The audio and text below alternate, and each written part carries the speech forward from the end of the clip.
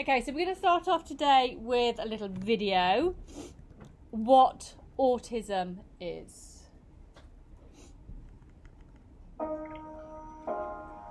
This is the story of a boy who didn't talk for a long time. The boy liked things to always be the same. Any changes would scare and upset him. The unknown was an unfriendly place. The boy was very sensitive to lights and sounds. So he built secret hiding places where they couldn't get in. The boy didn't like looking people in the eye. He wasn't trying to be mean, it just made him feel uncomfortable. Sometimes he would flap his arms again and again. One day I found out I had something called autism. My family got me help. Slowly, I found my voice and learned all the ways I could live with it better. Early intervention can make a lifetime of difference.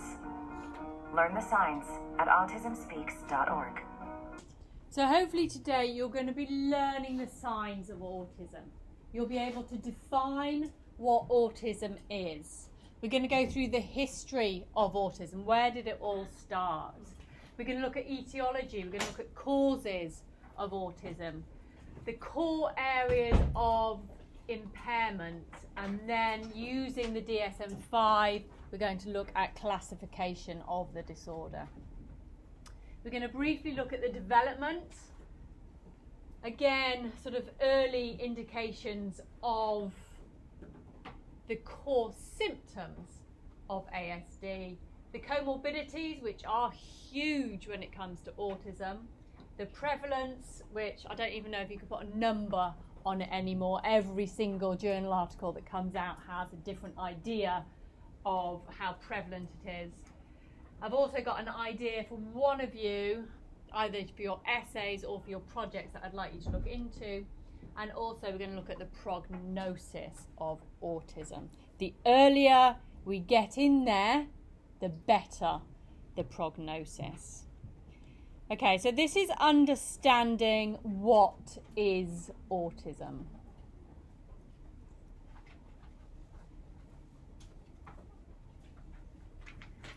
Been written and produced by young people with autism themselves.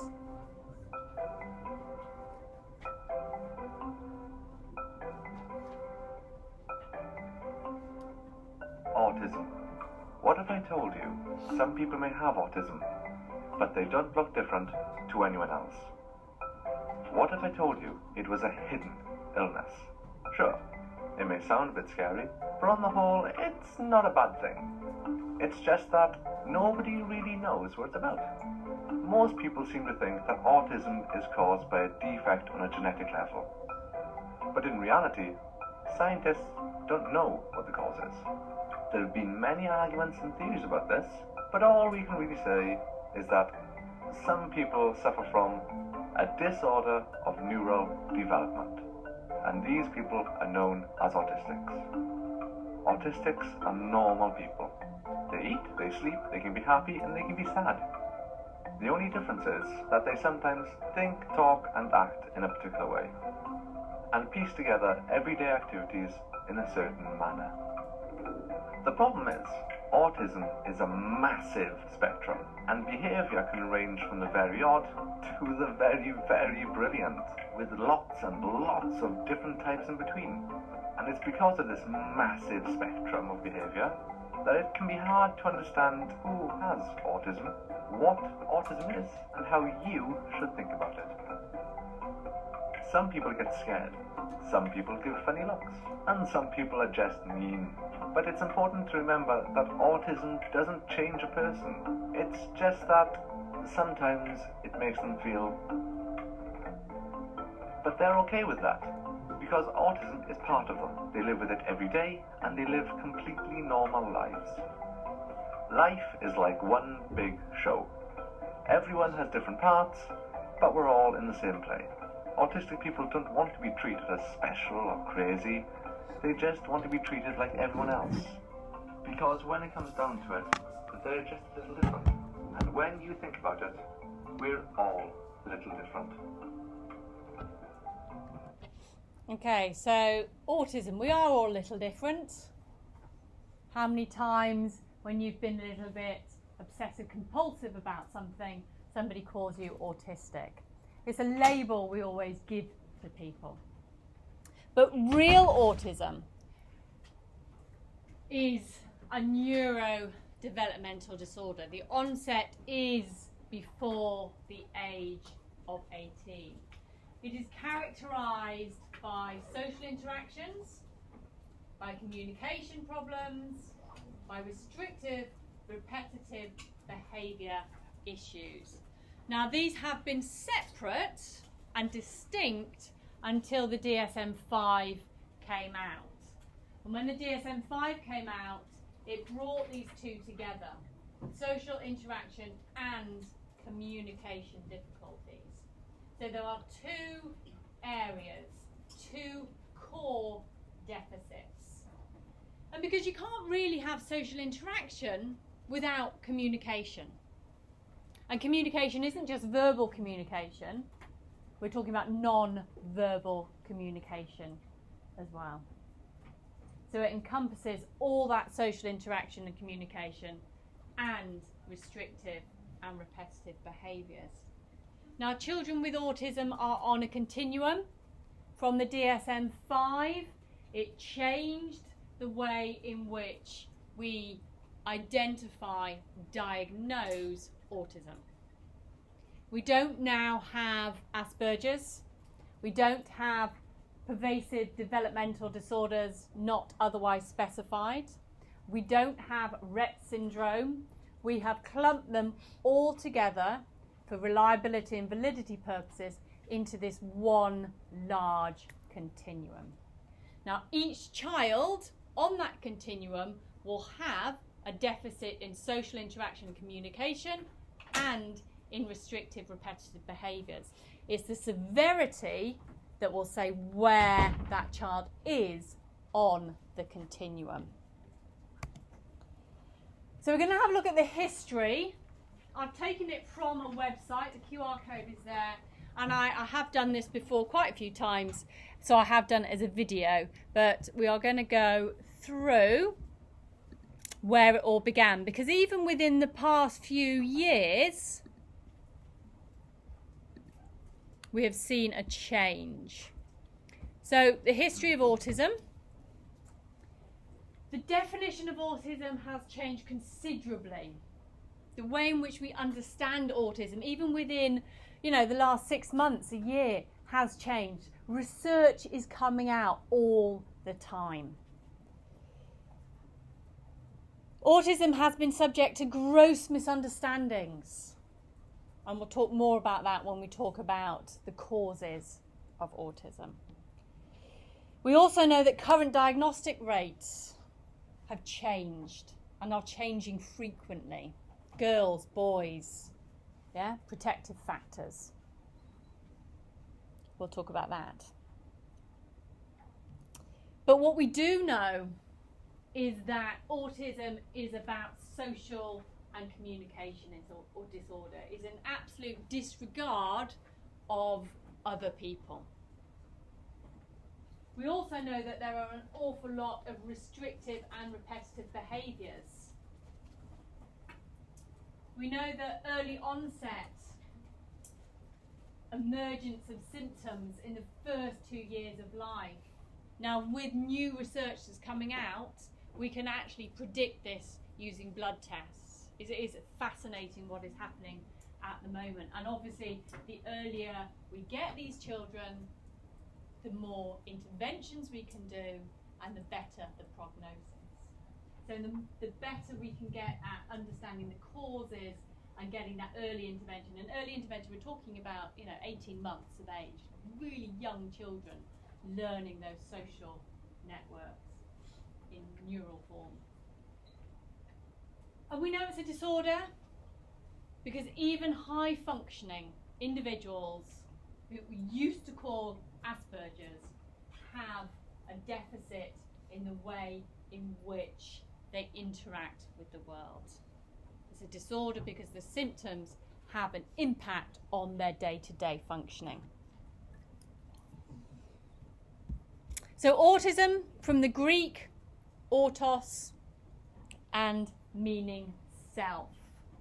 These children are withdrawn from social and emotional interactions.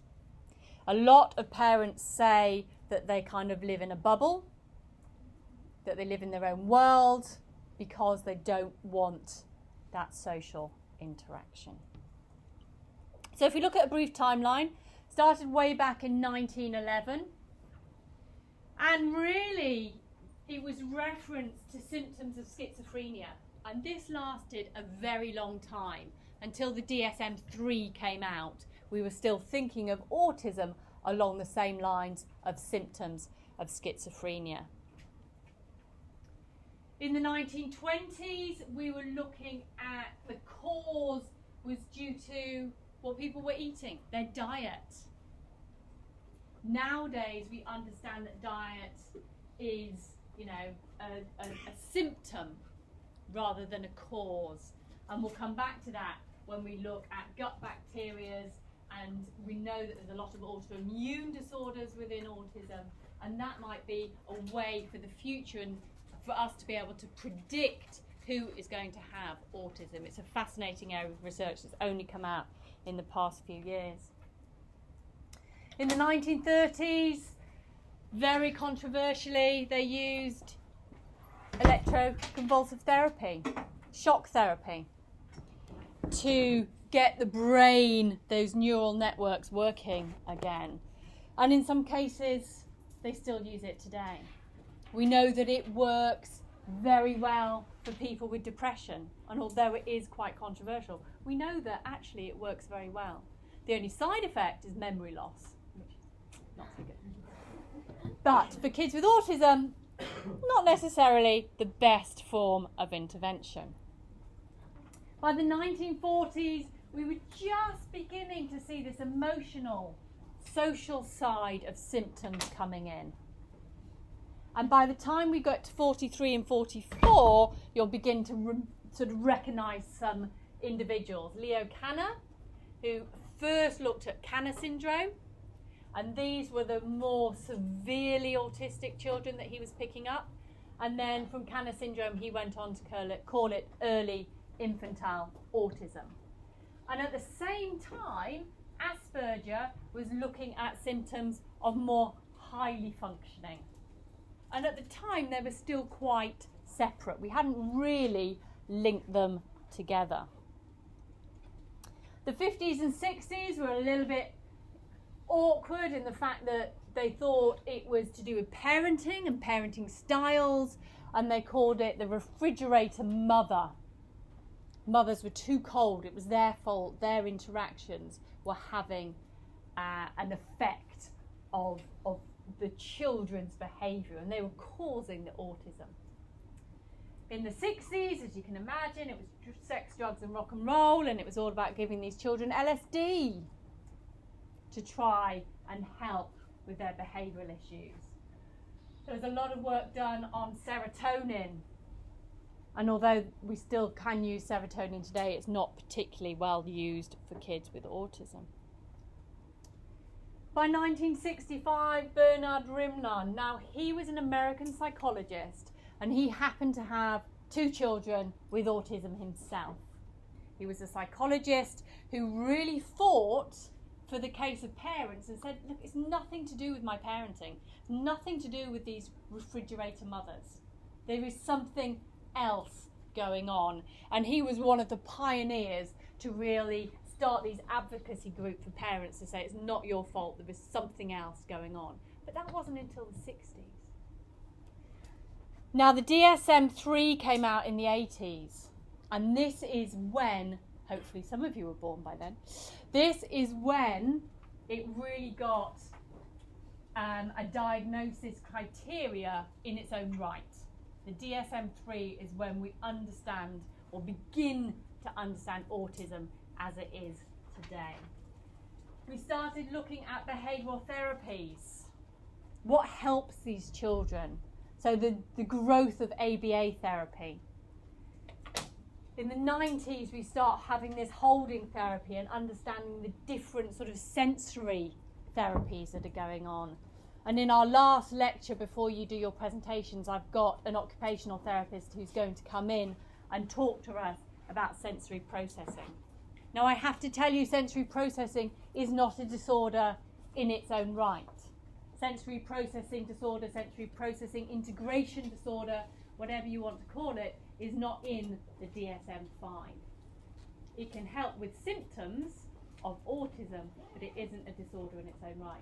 That might change.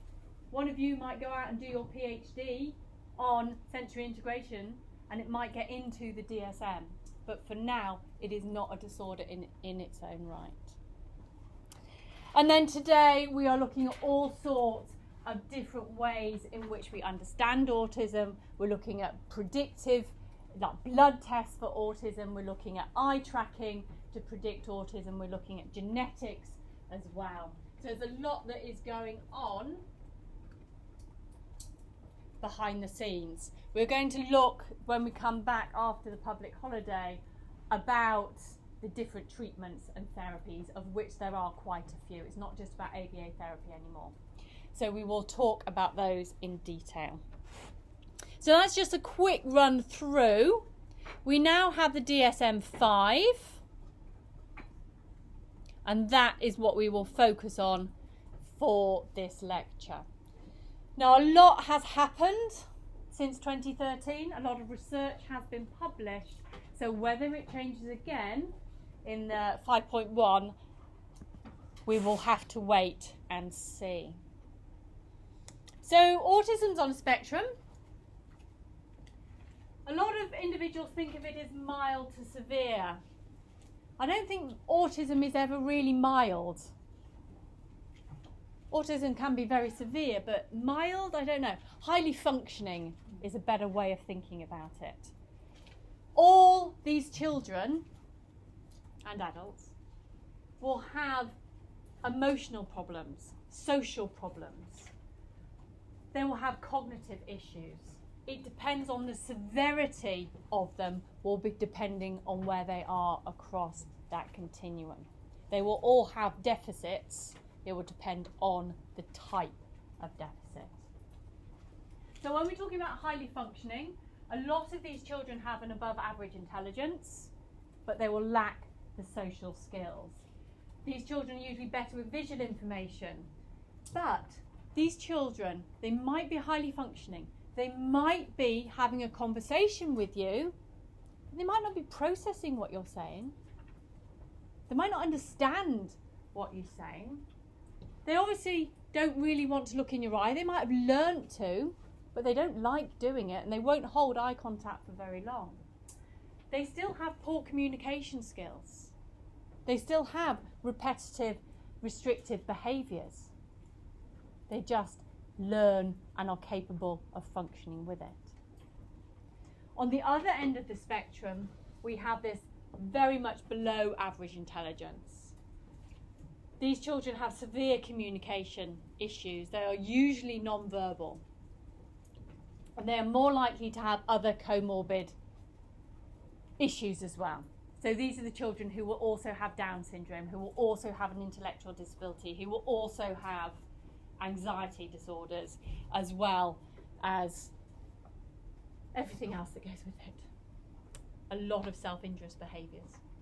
Okay, so it is a continuum of issues, all of which we will go into today.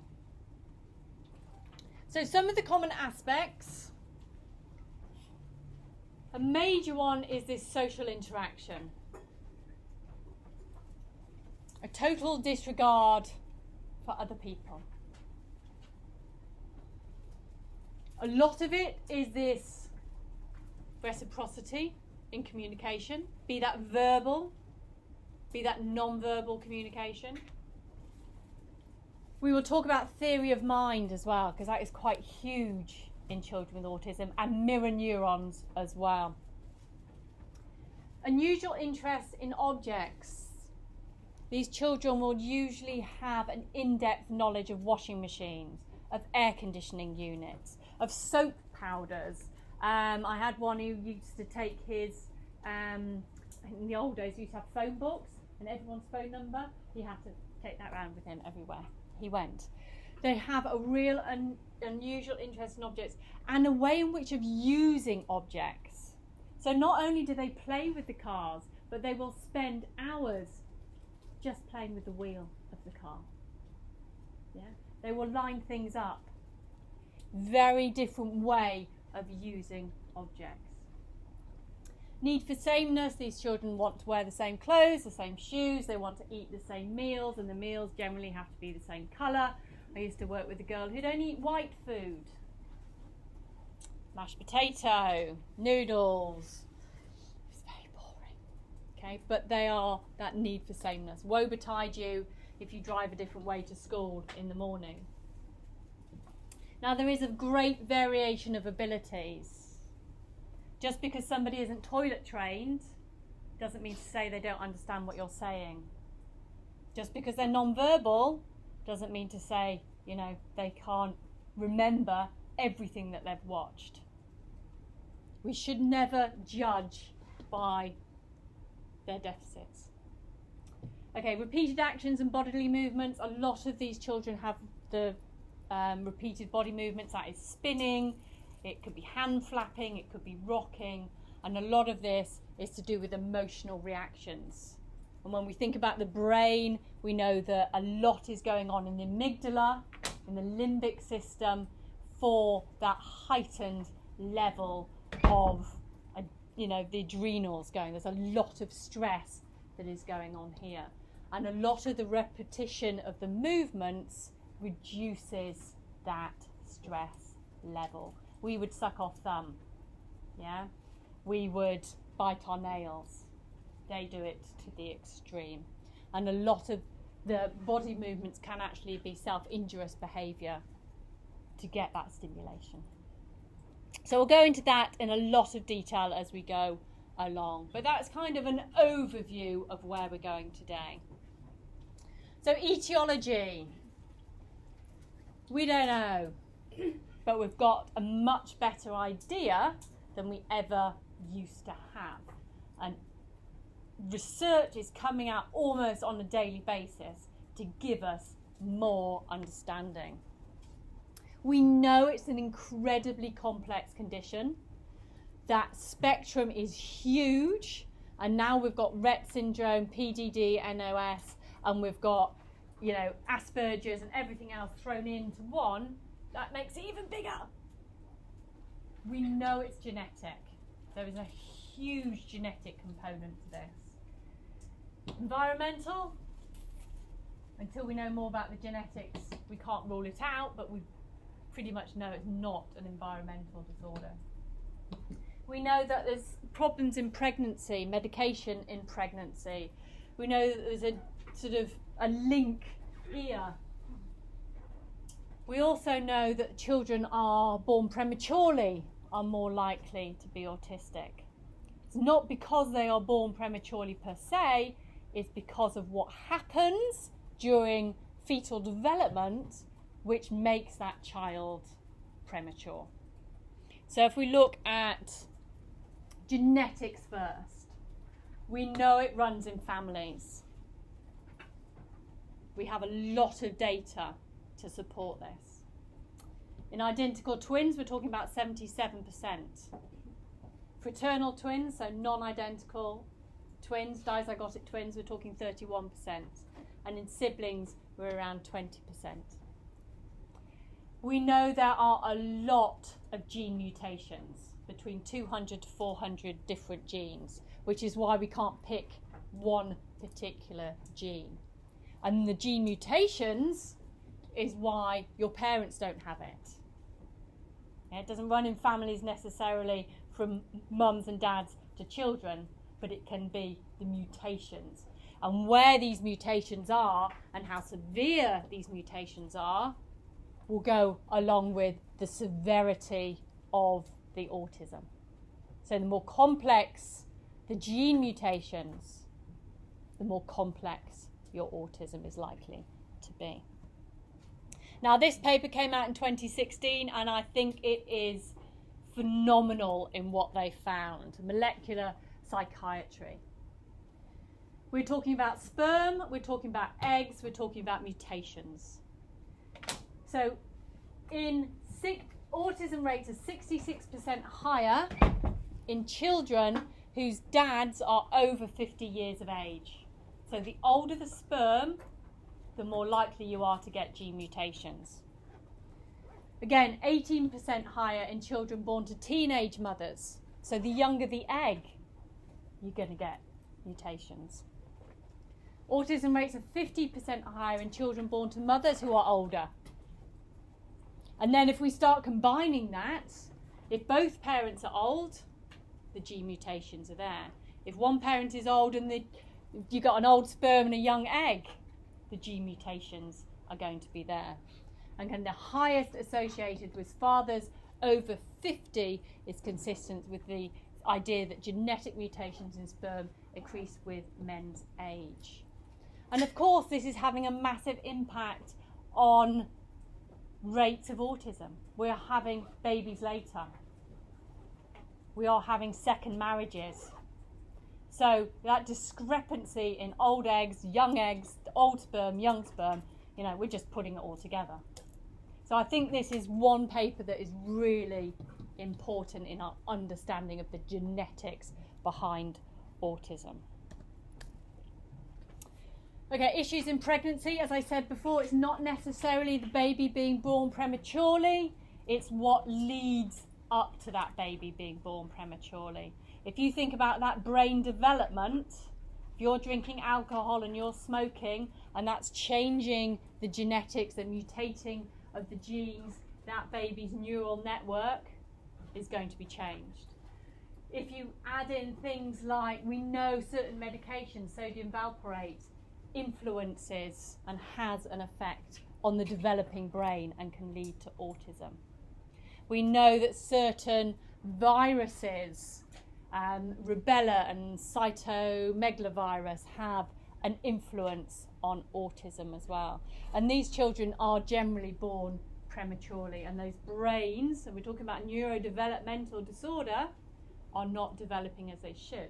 Now, we know this isn't just for autism, we know this can happen in ADHD and other developments as well. But we do know that whatever is happening during pregnancy is having an effect on the developing brain. Environmental triggers at the moment, there's no conclusive evidence linking pollution or infections that are related to autism development. Some misconceptions. There is absolutely no evidence at all, and if it's one thing you take out of this lecture, the MMR vaccine does not lead to autism. There is no research that suggests this at all. We also know that parenting, upbringing, neglect, abuse will not lead to autism. It is not an environmental, it is not a parental thing. We also know that diet. These children do have dietary issues. A lot of them are gluten intolerant, but that does not cause the autism. It is a symptom of. This is a very interesting paper for any of your friends who say, oh, I'm not going to vaccinate my children. To get them to read it, they have to vaccinate. Vaccinations go up, childhood illnesses go down. This was done on over 1 million children. Over 1 million children, okay? There is absolutely no evidence for that at all. Okay, we're going to look at the core areas on the DSM-5. So the DSM-5 splits into 2 areas. One is social and communication. One is restrictive and repetitive behaviours. Now, I've added in this slide because it's not on your thing, but I was looking at it visually and it didn't make sense. So visually, for those of you who are visual learners, social and communication on the DSM-5 is split into reciprocity, non-verbal communication and relationships. Now, within the DSM-5, you have to have some of those. It's not particularly clear exactly what you need, but within the DSM-5 you have to have some social and communication issues. When it comes to restricted and repetitive behaviours, we separate them into repetitive behaviours, inflexible behaviours, restrictive behaviours, and sensitivity. Now, out of those, you have to have at least 2. And we'll talk about this in a minute. But I thought that was quite a good visual aid for those like me who are far more visual learners than auditory learners. So we're going to kick off firstly with the social and communication. Now, what I will say is you have to have, these are the symptoms, and then within that there are 3 levels of deficit. So almost on the same lines, if you're thinking about it, you get your mild, your moderate, and your severe. Okay? So within these, you have to have them, even if you're mild, moderate, and severe. You have to have 2 of those, even if you're mild, and you have to have this if you're mild, but it will depend on the severity of those symptoms. But it will all become clear as I talk. So if we look at social and communication, this is the first core area. And the first one within this is this social and emotional reciprocity. This failure of back and forth conversation, reduced sharing of interests, failure to initiate or respond to social interactions. These children have a deficit in greeting people. They don't even want to acknowledge your presence half of the time or all of the time. They don't really want to speak to their peers. They will usually speak to adults rather than their classmates. They certainly don't understand humour, and they don't really understand metaphors. In English, if it's raining really hard, we'd say something like it's raining cats and dogs. And they'd look out the window and go, it's not raining cats and dogs. Yeah, they take things very literally. A lot of these children will speak in the third person. So Lexi wants to go swimming, Lexi wants a drink. They don't say I. They will always speak in third person. A lot of these children will speak in a robot voice. And because of this, sometimes because they don't listen to their name being called, because they don't want to greet people and talk to people, early parents will think, early on, they'll think, oh, maybe they've got a hearing deficit or a hearing problem. When really, they're just cocooned in their own world. They don't want to interact. And so this is the first social and reciprocity. There is uneven language development across the spectrum. Now, some children will have very limited speaking skills. Some children will have no speaking skills. Now, I have this conversation every year, I can never remember the outcome. We call it Makaton, the sign language. Do you have Makaton? It's a different type of, rather than doing British Sign Language, it's a very simplified sign language, so it'll be sorry. Thank you. Do you use that at school with any who has autistic kids? Yeah. Yeah, I can't remember much. Sister, sweetie, cake. Yeah, very simple sign language, and a lot of these children actually make up their own signs as they go along. But it is a very simple sign language. Others have rich vocabularies when we're talking about highly functioning, and boy, they could tell you everything there is to know about the projector, but it will be almost robotic. They will just regurgitate the same information. They can't have a two-way conversation with you, but they could know a lot of vocabulary about a very specific thing. So there are very uneven developments of language. The second one in social communication is non-verbal communication. If I went up to you like this, you'd know I wanted a hug. My daughter is 14. If I looked at her across the dining room table, I could just stare. good smile. It's an awful lot in communication we don't really think about every day. Yeah? We do it as teachers, as parents, as friends. Yeah? There is a lot of communication that these children just don't pick up. And we'll talk about that when we talk about mirror neurons and theory of mind.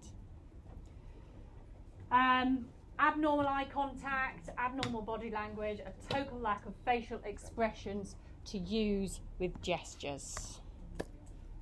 Okay, when it comes to developing relationships with others, difficulty adjusting their behaviour. They will use their outside voice all the time. They'll be quite loud. They don't understand how they can interact differently with different people. A lot of them do like interacting with adults and not children. Difficulty in sharing, difficulty in imaginative play, difficulty making friends. Absent of interest in other people, this total disregard for others. And this is where it comes to theory of mind. Now, being able to put yourself in somebody else's shoes. Being able to think how somebody else would feel. Children with autism really don't have this ability. They can't predict what you feel, what you think, and that has a major impact on communication. So a typically developing child, by the time they get to sort of 18 months, 24 months of age, they are having this idea of sense of self. They will recognise themselves in the mirror, and they're starting to play in this symbolic play. Now, remember back to your undergraduate days, and we talk about Piaget, we talk about Vygotsky, and the developmental milestones that these children have. It really is about make-believe and dress up. It's pretending to be mum, pretending to be dad. We learn a lot about our self-expression, singing to our teddy bears. These children just don't have that ability. They can't take a hairbrush and use it as a microphone. They don't have that way of thinking about using different things. They are not altruistic. They couldn't give a toy to another child and understand that that would make them happy. Just not something that they think about.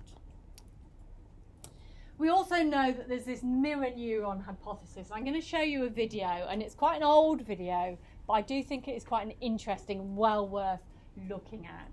There's a lot of brain activity that goes on in our social and communication, our learning that happens in our brain when we are watching other people. And that leads to problems in understanding when you don't have those activations in the particular areas. Okay, I'll leave it there.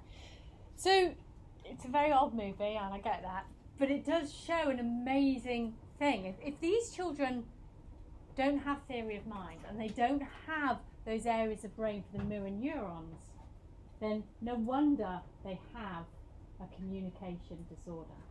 They can't see what you and I see. They can't empathise with the behaviour, and they don't learn from it. So a lot of what we do is happening up here, and our understanding non-verbal communications and our interactions that these autistic children just don't have within their brain. Okay, so they were the core areas of social and communication. We are now going to move on to the rigid and repetitive behaviours. So in this area we have 4 different subgroups, and for the DSM-5 you need at least 2 in order to get that diagnosis of ASD.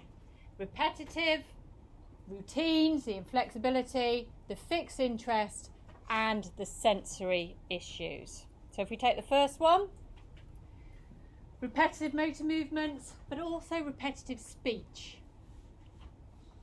A lot of these children have these stereotypies. They rock, they flap their hands, they line things up, they flip objects. A lot of repetitive movements, and this really goes to reduce anxiety. We also see this repetitive speech, and we'll come on to echolalia in a moment. They say the same things over again. Sometimes it's immediate, sometimes it's delayed. Now, sometimes this sort of stimming, the stereotypies, is a real concern for parents. It has a major impact in their lives. Some of it can be quite harmful to themselves if it's self-injurious behaviour, SIBS. What you can do, and what we have done in the past, is build this into their everyday routine. They need to reduce that anxiety, but they need to do it in a safe and an appropriate manner. So sometimes it's about taking some time out for these children to be able to participate in these repetitive movements, just to be able to calm themselves down.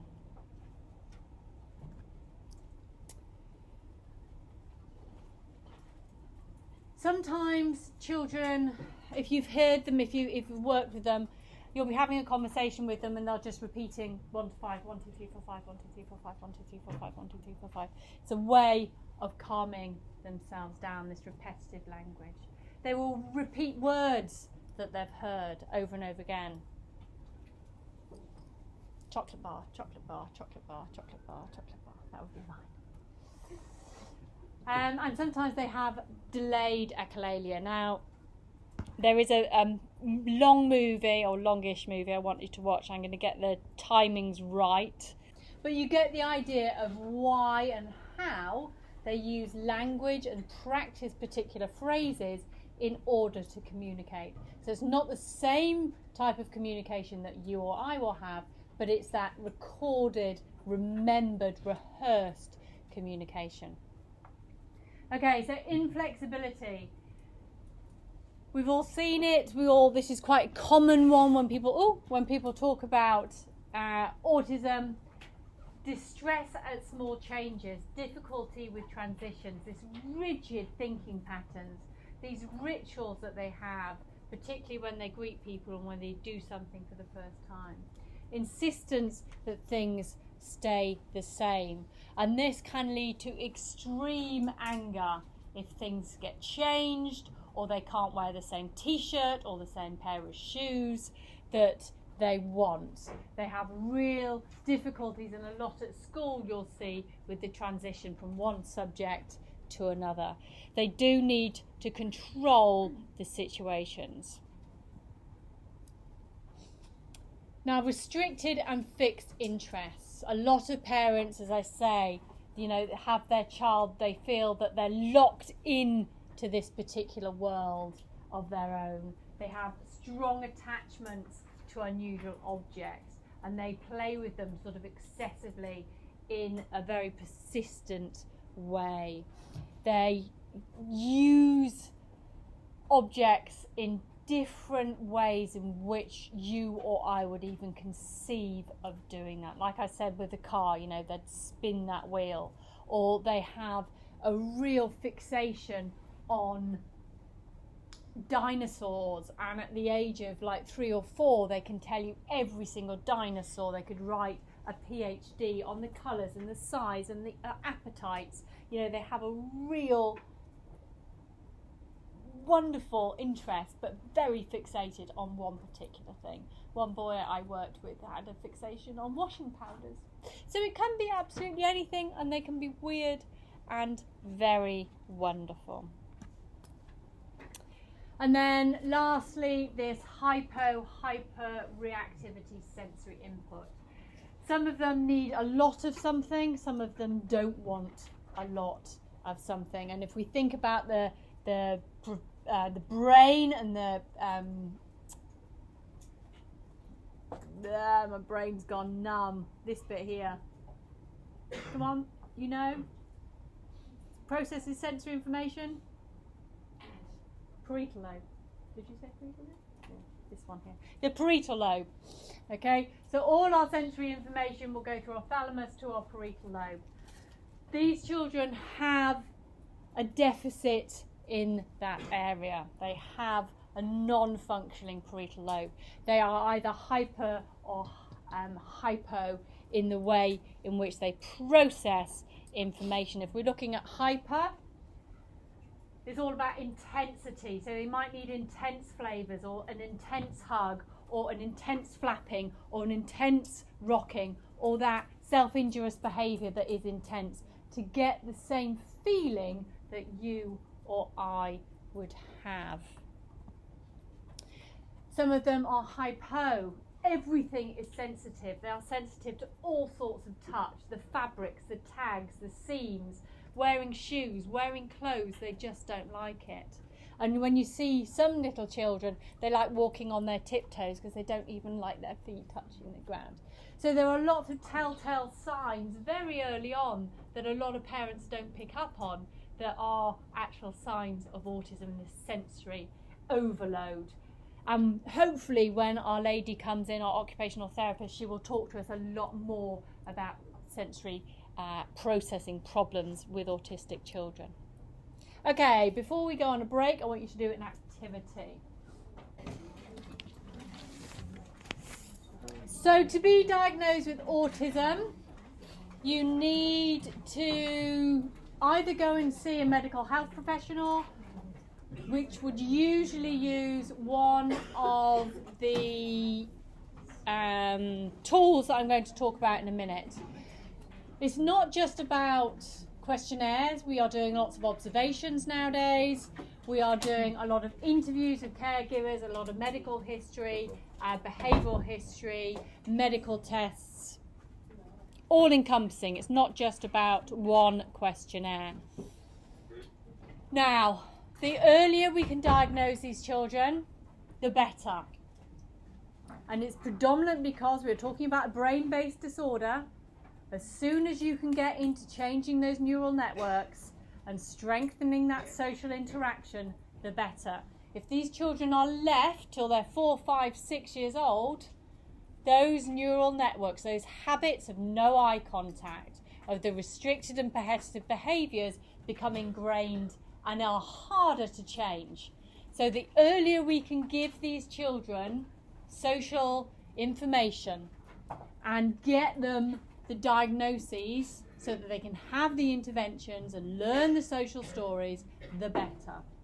Now, on average, if you haven't had a child with autism before, or you don't know much about autism, you don't know the early signs, diagnosis age is still around 4 years old. And that's very late. Think about all of that information, that brain development. We need to get in earlier. Luckily, though, we are diagnosing children as young as 2, and now there's some amazing research that is coming out and has come out in the last few years looking at eye tracking, which we can now diagnose and use predictors from 6 months old. And also there are some blood tests that we can now look at linked to the eye tracking, and I'll show you the video in a moment, that might be able to, predict pre-birth. And if you can think about that child coming into the world knowing that they're going to have autism and that early intervention, even better. So the better the prognosis, the earlier we get in. The more neural networks we can change, because these are developing rapidly. Now, the eye tracking URL wasn't working, so I found a new one. So that I've actually taken off there. This morning I noticed it wasn't working. We can see the differences in eye tracking, and we know that those children who have autism or are predicted to have autism will not look at the faces. And that is, even we know the genetics behind that in identical twins. Now, this is a really interesting study, came out last year. I've read it a million times, I still don't really understand it because I'm not a biologist, so good luck in understanding it. But what is very interesting is that we're looking at blood tests in order to predict those children that can have autism. It was looking at 140, 150 children, and then looking at a follow-up study of preschool children. And they could predict in 88% of cases those children that would go on to have autism. Now, if we think about the blood test, it's picking up parts of it was something to do with gut bacteria. It was very, very complicated biological markers. But if we can now pick up using blood tests with a prediction of 88% of those in the right, this is amazing. This is, changing the way in which we can diagnose autism. We're not diagnosing on behaviour, we're not diagnosing it on social skills. It's not when they get to 4 years old. We are getting there, really young. So the early interventions is brilliant. So read this and see what you think. But just phenomenal. The physiological tests. Okay, so we digressed a bit there. We're going to go back to DSM and the levels. So if there's 2 different cores, one is social communication, one is restrictive repetitive behaviours, and within that you have 3 different levels, and that will tell you the severity. So level 1 is what we would probably look at as high functioning. So you've got verbal, but they've got difficulty initiating and sustaining interactions. You've got very sort of mild restrictive and repetitive behaviours. They will perform them, but if they are stopped, they don't have that meltdown. You can change their behaviour. These children need support, but not as much support as level 2. Now, level 2 will require substantial support, and they have marked deficits in social interaction. They have obvious restrictive and repetitive behaviours, and these cause distress when they're interrupted. So level 1 will need some support. These children will need substantial support, and by the time we get to level 3, they call it very substantial support. And these children have very limited interaction responses to social overtures from others, and they have very apparent restrictive and repetitive behaviours in all contexts. So the 3 different levels. Now what I want you to do now is read the next few slides and tell me, right, this is quite difficult, I don't know why they've done this. So this is severity level, level 1, level 2, level 3. That doesn't correspond, the level 3 corresponds to that one, level 2 corresponds to that, level 1 corresponds to that. But restrictive and repetitive behaviours are the bottom bits, and the social communication is the top bit. So they're the 3 levels, so I want you to read that. And then I want you to look at what the continuum looks like. And then for person 1, person 2 and person 3, I want you to read them and see which one you think is high functioning, which one you think is medium functioning, and which one you think is low functioning. So it'll be level 1, level 2 and level 3. Level 1 high functioning, level 2 a medium, and level 3 low functioning. What do you think? So I will leave that up for you. You can do it as a group, chat away. I want you to learn from each other.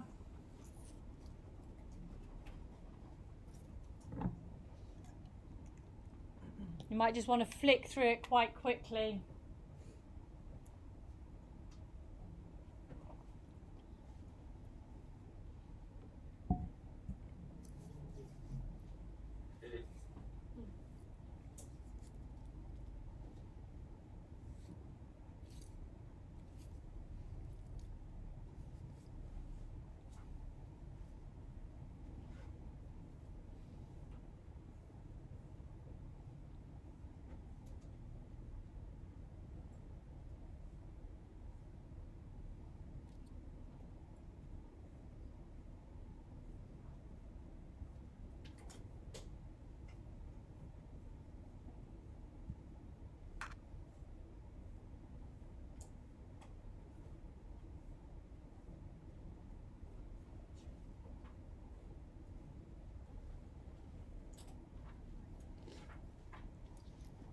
Okay, and then just have a look at the next couple of slides.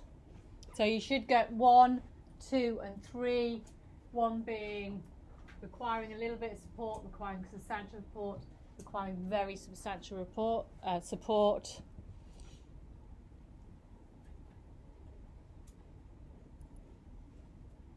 Understand what these are, and then you can look at person 1, person 2 and person 3.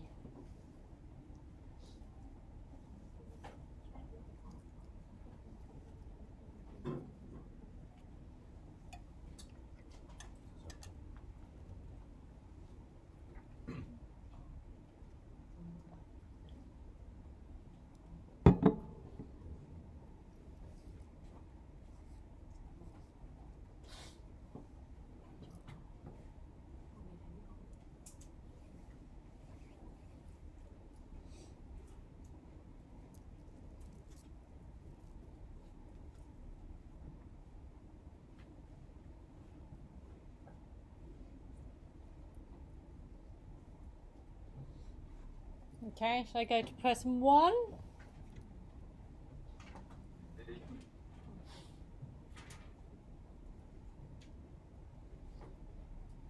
Where would you put that on the DSM criteria? Level 1, level 2, level 3?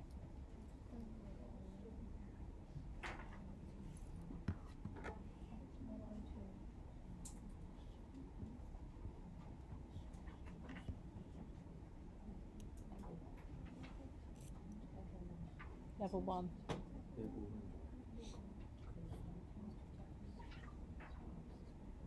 Okay, all had a chance to have a little think, a little read. Okay, person 1. High functioning. They would be level 1. Okay, what about person 2?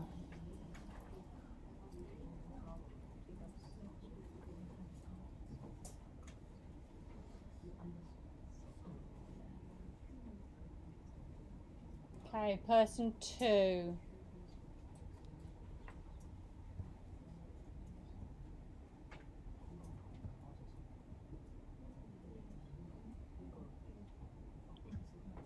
Yeah, quite a few of you said it. Level 3. Okay, and then lastly,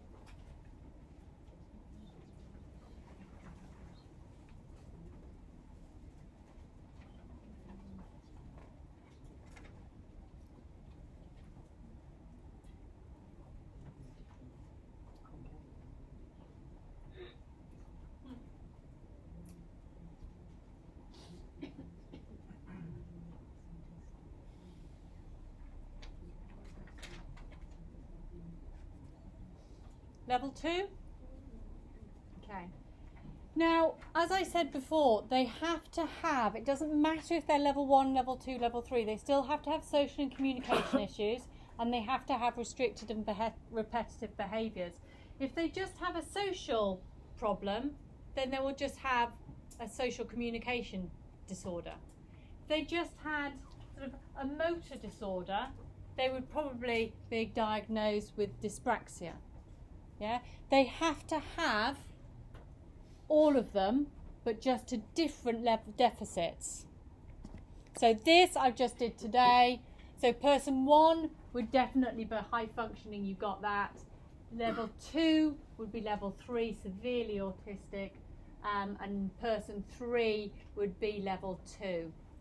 They might be able to be independent in adulthood if given the stimulation and accommodations they require in order to feel comfortable and be able to learn.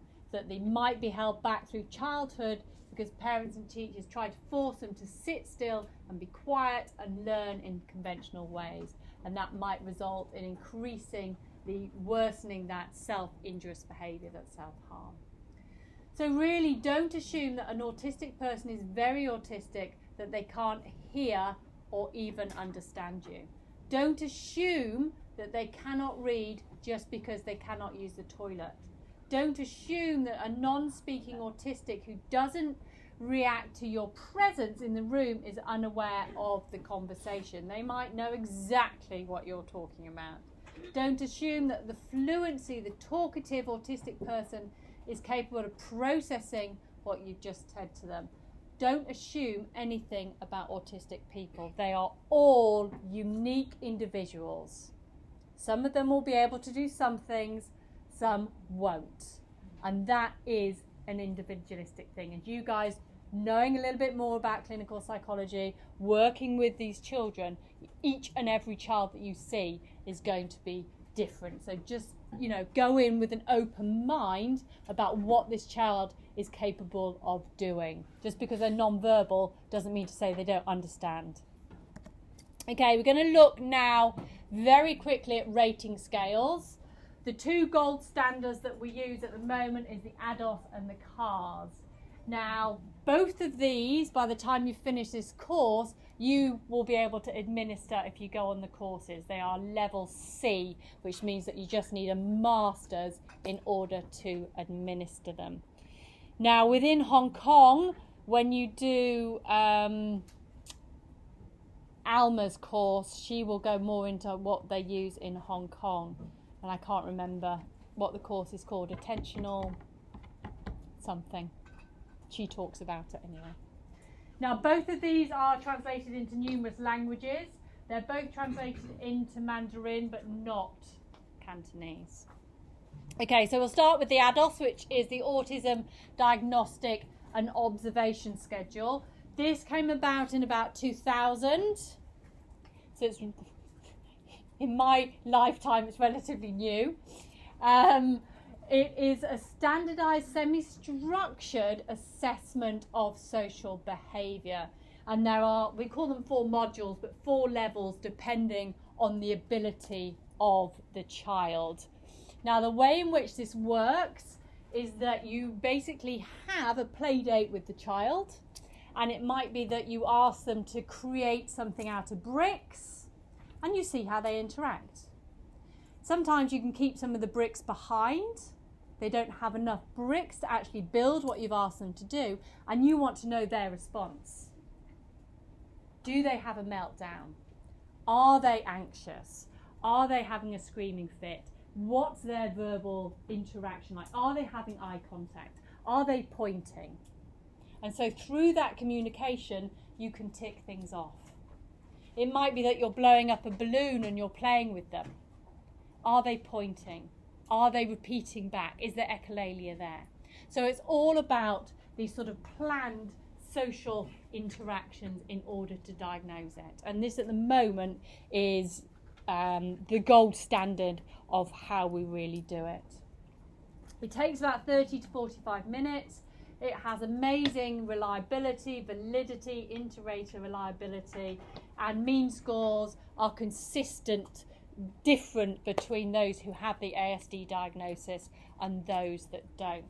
Now, you can ask any clinical psychologist to give you a copy of the ADOS and they'll go, no. You cannot get hold of it unless you pay for it, and it is expensive. And you need a lot of toys and bricks and things that go with it. But as a standard for diagnosing autism, it's pretty good. The other one that we used to use is the CARS. And this is the Childhood Autism Rating Scale. Again, has great reliability, great validity, has been translated into numerous languages. This is much quicker. It's a 15-item structured observation tool. It's done on a 4-point Likert scale, and you rate it between sort of normal to severe. I've got a copy that I can show you. And then due to your score, you are non-autistic, mildly, and then severely autistic. And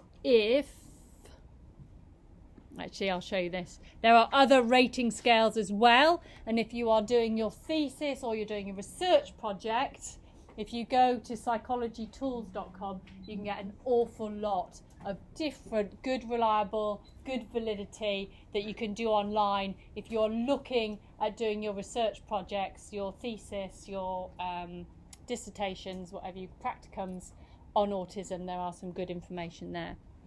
If we just go back to look at the CARS,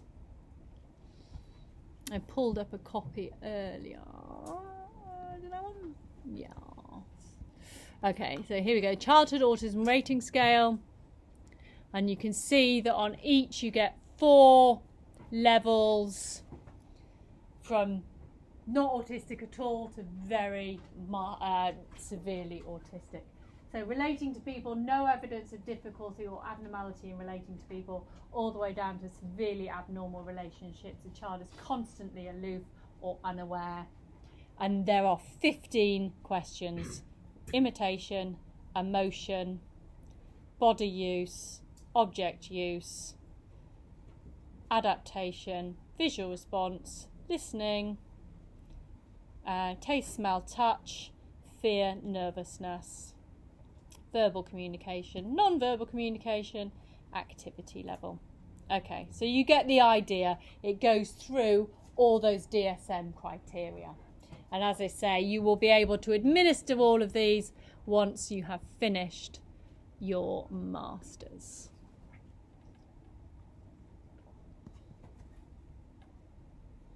Okay, so if we look at development then, the earlier people understand the symptoms, the earlier we can intervene. And a lot of parents don't pick these up. These children don't smile. They don't have joyful expressions. There's no back and forth communication. There's no babbling. There's no use of gestures, pointing in particular, reaching. There's no waving. That's quite a big one that parents don't pick up on. Because why would you? Yeah? No words by 18 months. And this is usually, it's the language that parents pick up far more than anything else. It's the language at this particular age. But, you know, a lot of parents just think they're really shy. They don't want to interact, or they've got a hearing problem. There's always something else. They don't realise at a very early age that it is autism. By the time we're seeing toddlers, we're getting far more deficits in language and spoken language. We're seeing these repetitive patterns and behaviours with toys that parents are picking up on, particularly if it's their second child. They know the developmental milestones. Limited interest in other children, and beginning to get this sensory avoidance of behaviour as well when we get into toddler development. Now, parents tend to seek out support generally by the time they're at preschool. That is a lot of time in which that child has already set those neural networks in place. And they're usually because of language development, and they're having extreme tantrums and problematic behaviours. And once they've started these, it's very difficult to, you know, go back and change them. So it's better to prevent it happening in the first place, so getting in there early. They may not want to play with toys in the manner that they were designed, and parents pick up on that. And they may start, you know, showing these restrictive areas of interest, and parents will sometimes pick up on that, but then sometimes they just think their child is quirky. So it really depends. And if they're not picked up at an early age, by the time they get to school, you then see really severe problems. You know, the victimisation at school, and this is when we start seeing the beginning of the other mental health issues, of which there are a lot. And if it hasn't been picked up at school, these are the children who have elevated levels of anxiety and depression at an earlier age. So he was diagnosed with a PDD, NOS, so a pervasive developmental disorder not otherwise specified, which was now in the DSM-5 be included in the autism spectrum. But some of those, even being a clinician, are very difficult to pick up on a daily basis. They just look shy. You know, he doesn't want to interact. The language, it looks like it's really good, but it is scripted, the way in which he repeats things and says things over. Disneyland, Disneyland, Disneyland. Who did you go and see? You know, it's very scripted in the way that he is interacting. So parents do miss a lot of the early signs of autism. Okay, let's move on to comorbidities. So nearly 3/4 of children with ASD will have another medical or psychiatric condition. These can appear at any time during the child's development. Some will appear quite early, some appear a lot later. And of course, the comorbidities will influence the interventions that work best for ASD. So we need to treat the whole child, and each of them will be different because of the other comorbidities. So it's important to identify these conditions as early as possible. So a lot of children have intellectual disabilities, language disorders. We've talked about that echolalia, delayed echolalia. Some of them will have tics. Some will have specific learning disorders. Others will have ADHD. A lot of them will have anxiety. Up to 84% of people with ASD also have anxiety. And we know the part of the brain, the limbic system, because that is constantly on high alert. So if we look at teenagers, 27% will have bipolar disorder. Bipolar disorder, the highest of highs. They go on a shopping spree for 3 days and max out all their credit cards, and then they get the lowest of lows with the depression and won't be able to get out of bed for 6 months. 27% of teenagers, that is high. Studies have found that 17% of ASD also have Down syndrome, again, genetic. Generally those who are lower functioning. Between 9 and 70% of ASD have this gastroenteritis problems. And if we're looking at that physiological marker, that paper that nobody actually understands, that is something to do with it. Okay, the markers, the intestines, there are problems within the gut for these children. That might be a very good way of being able to predict. Many children with ASD have autoimmune diseases. Again, maybe something in the future will be able to predict those children that will go on to have ASD. Lower functioning, below the IQ of 17, will come back onto intellectual disabilities and diagnoses, but there's a massive comorbidity there with the lower end of level 3s. And OCD, now OCD is really interesting. Where's my pen? Very interesting paper on this. If we think about children with autism, and we think about obsessive compulsive disorders, these children have an anxiety.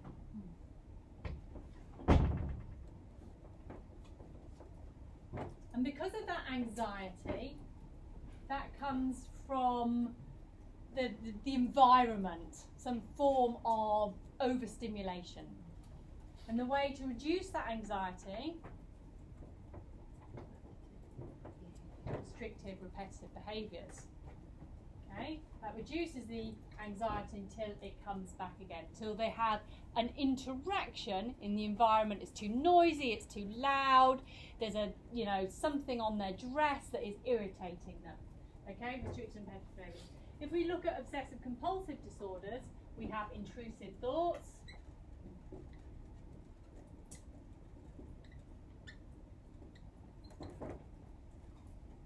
which lead to anxiety, which leads to repetitive behaviours. Yeah? So we have intrusive thoughts and we have environment, both leading to anxiety, both leading to repetitive behaviours. And these repetitive behaviours reduce the anxiety until the intrusive thoughts come back. So there is some very similar things going on. Intrusive thoughts, environment. leads to anxiety, leads to restrictive repetitive behaviours, reduces that anxiety until the intrusive thoughts or environment kicks in again. So there's definitely something going on there. It's not the best, and this is why I don't write. Okay. Epilepsy is huge in these children. Why it's under 5 and in teenagers particularly, I don't know. If you want to do a research paper on that, please do. Another study also found that 11% of teenagers with ASD also had Tourette's syndrome, vocal tics, motor tics, and then a further 11% had motor tics. Okay. Tourette's syndrome or motor tics are more common in those with moderate to severe intellectual disabilities. Now, that we don't cover within that course because that is not my area of expertise. Okay, prevalence. Now, this is an interesting one, and I think this is a difficult one because with so much new research coming out, it almost changes on a daily basis. At the moment, we're looking at about 1 in 42 boys. Boys are far more likely to have autism than girls. And we're looking at about 0.5 to 1.5 million individuals affected. Now, what is interesting, and some research says that all intellectual disabilities and ASD and ADHD, the neurodevelopmental disorders, are more common in boys than they are in girls. And maybe this is to do with the protective factor of estrogen and hormones, and there is some research in that. Although there was a paper that came out very recently in April that looked at misdiagnosis of girls, and maybe it's because we don't understand the symptoms as well in girls as it is in boys. So if one group of you would like to do this as your project, or if this is something you're interested in for your essay, I'd really be interested to know girls and boys on the ASD, can explain misdiagnosis in girls. I think an awful lot more girls have autism than we realise. We just don't understand the symptoms yet. I think that is probably the way in which this research is going. They just present the symptoms in different ways. Females are usually more social. They're more emotional beings as it is. So how does that relate to the way in which they have their theory of mind? They have their mirror neurons. Females do use more mirror neurons than males. On the whole, not generally, for everybody. But I think this is definitely a new area of interest, and if somebody wants to look into that, I think it's going to be certainly a different area. Okay, so why has there been an increase? And I think this is a $1 million question. From 1980 to sort of current times, I think that's probably out of date as it is. Some of it has to be because of our understanding of swapping the diagnoses labels. Some of it is because of the way in which the DSM-5 has changed.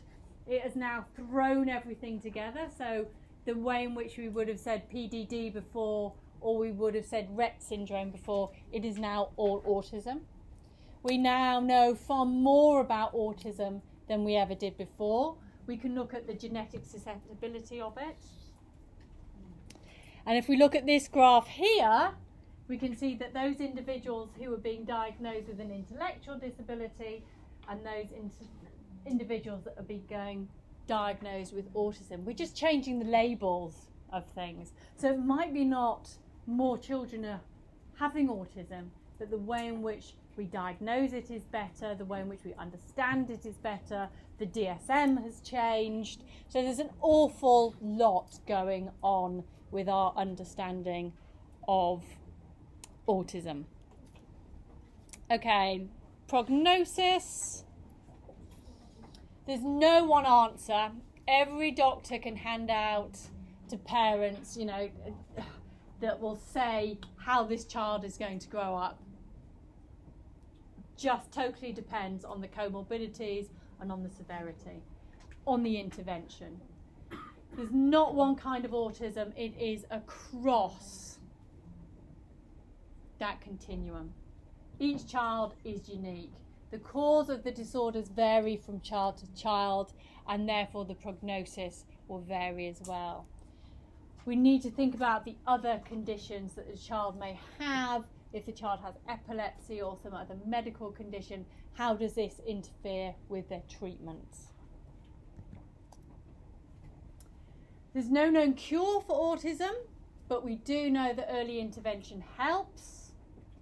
And with some children, it helps so much that actually we can see this diagnosis of autism being taken away in very rare cases. But the earlier the intervention, and we'll talk about intervention after the public holiday. In some instances, children aged 5 or older who have not previously spoken do acquire speech, which is amazing. For children, some of the symptoms do become milder as they get older, particularly the behavioural issues. Although the core problems do still exist. There are some experts and some research that suggests that having an IQ above 50 helps, that being able to speak before the age of 6 helps, having a useful skill helps, not necessarily knowing everything there is to know about projectors or washing machines, but you know, having an interest does help. We certainly know an awful lot more than we did 10, 20 years ago. We know a lot more today than we did 5 years ago, and all this helps with our understanding of what autism is and how it presents itself.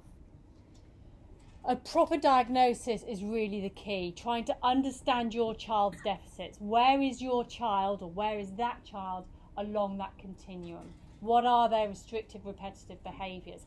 Can I build that into the day so they're not anxious? So it keeps it on that even keel. And then just how well a person functions depends on the degree of the disorder, as well as what we are doing as clinicians to help them. Now there's one last movie program I'm going to show you before we finish, and this is Wendy Chung looking at what we know and what we don't